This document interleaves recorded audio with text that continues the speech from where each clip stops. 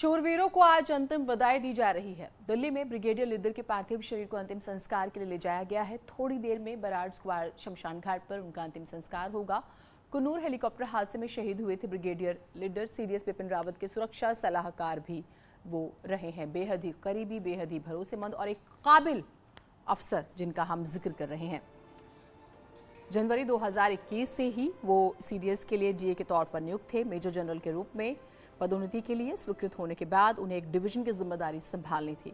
उत्तरी सीमाओं में कमान ब्रिगेड रहे, एनडीए में प्रशिक्षक और सैन्य संचालन निदेशालय में निदेशक भी रहे। थोड़ी देर में, क्योंकि सुबह 9 बजे का जो वक्त था कि उनका अंतिम संस्कार होगा, तो ये तस्वीरें भी हम आपको लगातार दिखा रहे हैं।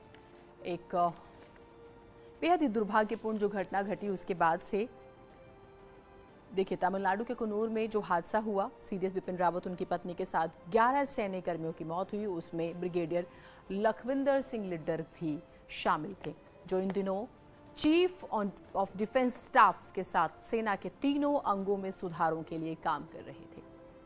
दूसरी पीढ़ी के सेना अधिकारी ब्रिगेडियर लीडर जल्द ही मेजर जनरल के रूप में प्रमोट किए जाने वाले थे और जनरल रावत की टीम में 1 साल से ज्यादा समय तक काम के बाद नई पोस्टिंग की तैयारी में जुटे हुए थे। 28 नवंबर को ही उनकी बेटी की एक पुस्तक भी लॉन्च हुई थी और ब्रिगेडियर लीडर जो हैं जम्मू कश्मीर में आतंकरोधी अभियानों में काफ़ी काम कर चुके थे और चीनी सीमा पर एक ब्रिगेड को कमांड भी किया था। जनरल रावत के असिस्टेंट के रूप में उन्होंने रक्षा सुधारों की प्लानिंग में अहम योगदान दिया, जिसके तहत सेना, नौसेना और वायुसेना के बीच अधिक समन्वय सुनिश्चित करने के लिए ट्राई सर्विस थिएटर कमांड बनाने की महत्वाकांक्षी योजना तैयार की गई। सीडीएस जनरल रावत, उनकी पत्नी मधुलिका रावत, ब्रिगेडियर लीडर और 10 अन्य सैन्य कर्मियों की मौत जो हुई वो भी बेहद दुर्भाग्यपूर्ण। आप राज्यवर्धन सिंह राठौड़ को देख रहे हैं।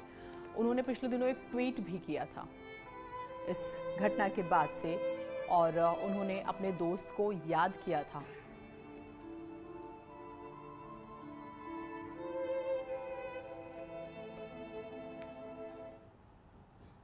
आज दिल्ली में सीडीएस बिपिन रावत का अंतिम संस्कार होगा। थोड़ी देर में पार्थिव शरीर उनके दिल्ली आवास पर पहुंचेगा और दर्शन के लिए रखा जाएगा। सुबह 11 बजे से दोपहर 1:30 बजे तक अंतिम दर्शन हो सकेंगे। दोपहर 2 बजे से अंतिम यात्रा शुरू हो जाएगी, जो शाम 4 बजे बराड़ स्क्वायर शमशान घाट पर पहुंचेगी और सीडीएस रावत का अंतिम संस्कार किया जाएगा।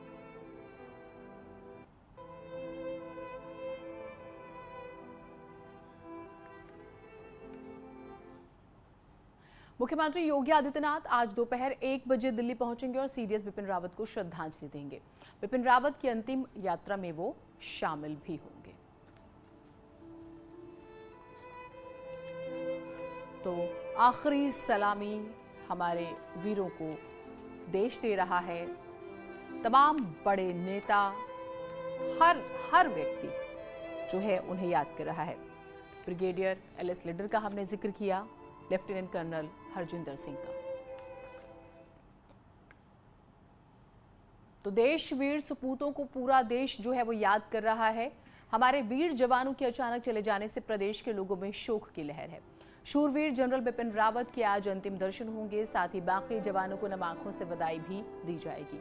यूपी के लोगों ने इस बड़ी क्षति पर वीरों को याद किया। गोरखपुर में भी बड़ी संख्या में लोगों ने श्रद्धांजलि दी। कैंडल जलाकर सीडीएस के द्वारा किए गए कामों को लोगों ने याद किया। नोएडा में शहीद स्मारक स्थल पर आर्मी सोसाइटी के रिटायर्ड ऑफिसर्स और लोगों ने कैंडल मार्च निकालकर सीडीएस सहित 13 सपूतों को श्रद्धांजलि दी।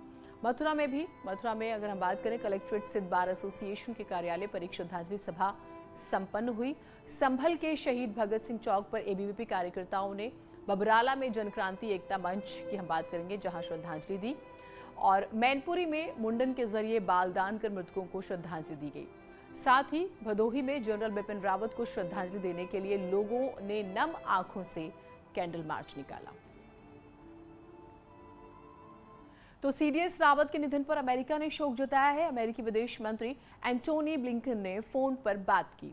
विदेश मंत्री जयशंकर से उन्होंने फोन पर बात की। जनरल रावत का जाना दुखद है। भारत अमेरिका दोनों के लिए ये बड़ी क्षति है।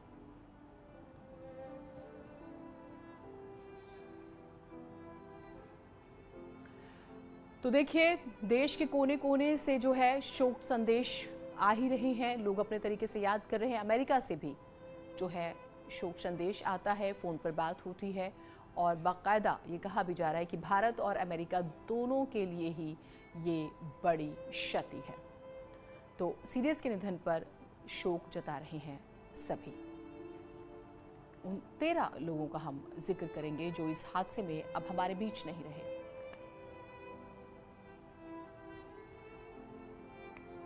एंटोनी ब्लिंकन, जिन्होंने ट्वीट करके इस बारे में जानकारी दी। मैंने भारतीय विदेश मंत्री एस जयशंकर से बात की है और जनरल बिपिन रावत, उनकी पत्नी और सहयोगियों का जाना हम दोनों देशों के लिए एक बड़ी क्षति है।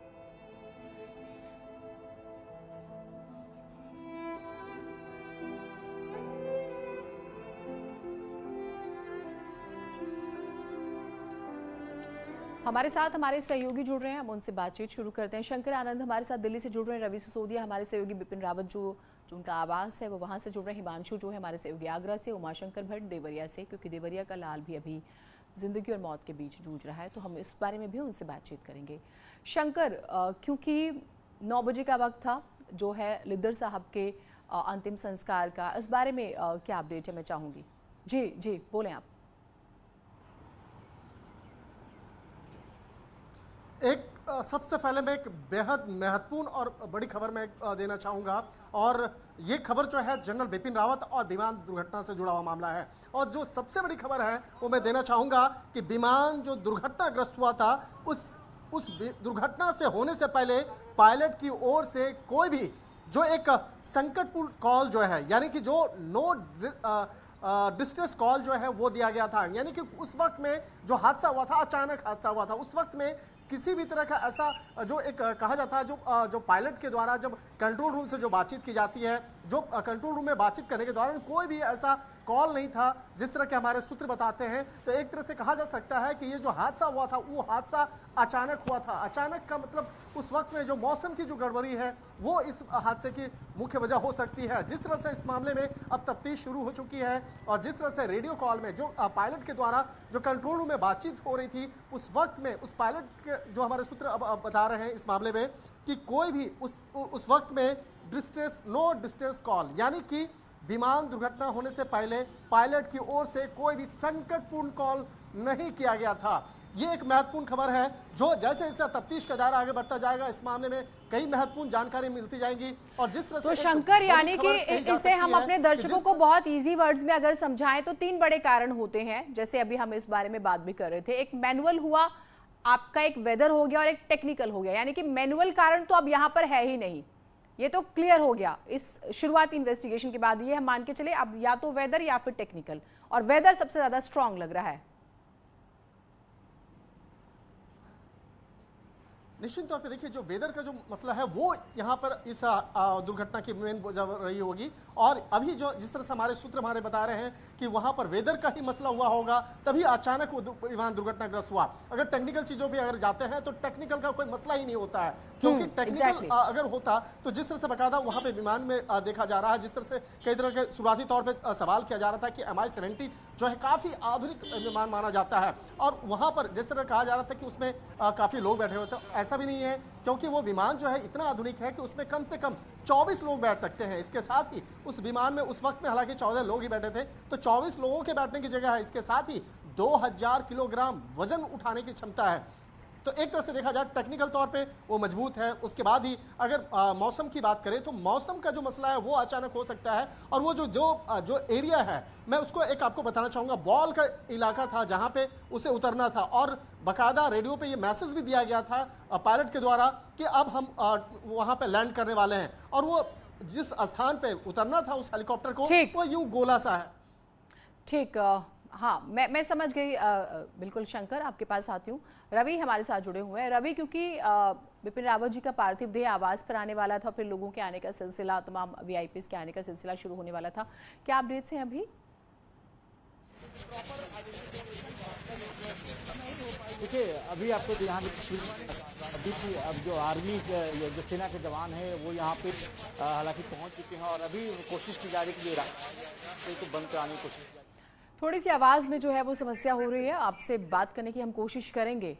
थोड़ी सी आवाज़ में समस्या हो रही है। उमा शंकर हमारे साथ जुड़े हुए हैं, तो हम उमा शंकर से भी, हाँ शंकर आपके पास क्या अपडेट है, आप इशारा कर रहे हैं?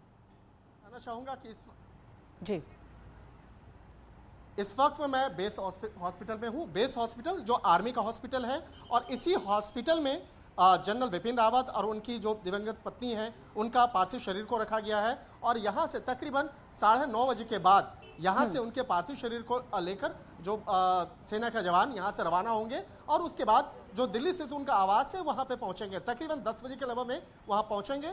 उसके बाद 10:30 बजे से लेकर 12:30 बजे के बीच में जो एक वक्त मुकर्रर किया गया है, जो आम लोग वहाँ पर उनका अंतिम दर्शन कर सकते हैं। अंतिम दर्शन उनके चाहे जानकार हो, परिचित हो, रिश्तेदार हो, वो आकर उनके आवास पर उनका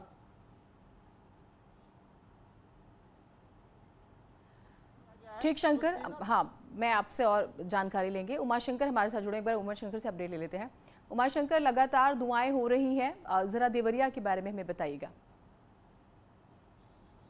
देखिए, हम अपने दर्शकों को बताते चलें कि वरुण सिंह देवरिया जनपद के कन्हौली गांव के रहने वाले हैं, और इस वक्त मैं उनकी आवास पे हूं। आप देख सकते हैं कि जो पीछे की तस्वीर है किस तरह से सन्नाटा पसरा है, और गांव और आसपास के लोग जो है यहाँ पे मौजूद हैं, लगातार उनके कुशल क्षेम पूछ रहे हैं। और अभी जो कुछ देर पहले हमको ये जानकारी मिली है कि जो आगामी 4-5 दिन है वो वरुण सिंह के लिए बहुत ही अहम है, और पूरे इस हादसे में एक ही वो शख्स है, ग्रुप कमांडर वरुण सिंह बचे हुए हैं। और सबसे बड़ी बात अपने दर्शकों को बताते चलूं कि वरुण सिंह के पिता स्वयं कर्नल रहे हैं। इस समय वो भोपाल में रहते हैं। हालांकि उनका पूरा परिवार इस समय जहां पे वरुण सिंह जिस हॉस्पिटल में भर्ती हैं वहां पे मौजूद है। उनकी पत्नी मौजूद है, उनके बेटे बेटियां मौजूद है, और इनके पूरे परिवार के कई सदस्य बेंगलोर पहुंच चुके हैं। दूसरी बात ये भी बताते चलूं कि जो वरुण सिंह के छोटे भाई हैं तनु सिंह, वो भी नेवी में एक बड़े अफसर हैं। इसके अलावा जो उनके चाचा हैं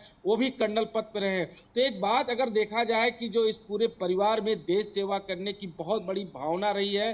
हालांकि उनकी इस जो हालत है बहुत नाजुक बनी हुई है। लगातार बताया जा रहा है कि उनका ऑपरेशन भी कल हुआ है, और उनको बेंगलोर के एक हॉस्पिटल में, आर्मी हॉस्पिटल में शिफ्ट किया गया है। लेकिन जो आगामी 4-5 दिन है बहुत महत्वपूर्ण है, और सबसे बड़ी बात है देवरिया ही नहीं पूरे उत्तर प्रदेश और पूरे भारतवर्ष में उनको सलामती के लिए लगातार दुआएं जारी हैं।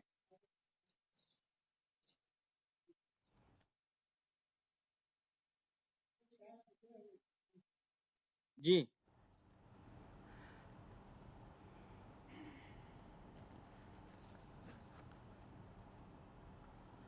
हिमांशु हमारे साथ, हमारे सहयोगी जुड़े हुए हैं आगरा से। हिमांशु, क्योंकि अभी तक तो 3 लोगों की ही पहचान हो पाई है, सबसे बड़ी बात यह है, और अभी इंतजार हो रहा है डीएनए रिपोर्ट्स का, तो ये माना जाए कि आज तो पृथ्वी सिंह जो हैं शायद उनका अंतिम संस्कार ना हो पाए, बॉडी जो है आने में, पहुंचने में भी लेट हो, जब तक इन्वेस्टिगेशन पूरी नहीं हो जाती। यानी कि अगर हम डीएनए रिपोर्ट्स की बात करें तो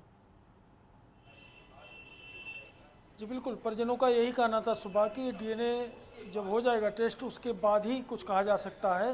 लेकिन बीच बीच में कुछ नए अपडेट भी आ रहे हैं लगातार, और कुछ परिवार से जुड़े जो लोग हैं उनका क्या अपडेट है वो बताना चाहेंगे। सर बताइएगा कि क्या अपडेट है, कब तक बॉडी आने की संभावना, कहाँ आने वाली बॉडी? बॉडी तो देखो जी यहीं आएगी, घर पे ही आएगी, और अभी वो दिल्ली में है। उन्हें अभी कुछ भी नहीं बताया कि कितने बजे तक देंगे, क्या करेंगे। एयरफोर्स स्टेशन पर आएगी, कैसे आएगी? एयरफोर्स स्टेशन पे ही आएगी, उसके बाद घर आएगी। एयरफोर्स वाले ही सब कुछ कर रहे हैं। ठीक हिमांशु, आपके पास आएंगे, अपडेट्स लेंगे। तो 2 बड़ी अपडेट्स आपको बता दें कि जो ब्रिगेडियर लीडर है उनका अंतिम संस्कार होगा, वो हम आपको जानकारी देंगे, और साथ ही अब से थोड़ी देर में आर्मी के बेस अस्पताल से जो जनरल बिपिन रावत है उनका पार्थिव देह उनके आवास पर जाएगा, तो वो भी हम आपको तस्वीरें जो है दिखाएंगे। छोटा ब्रेक ले रहे हैं, कहीं मत जाइएगा।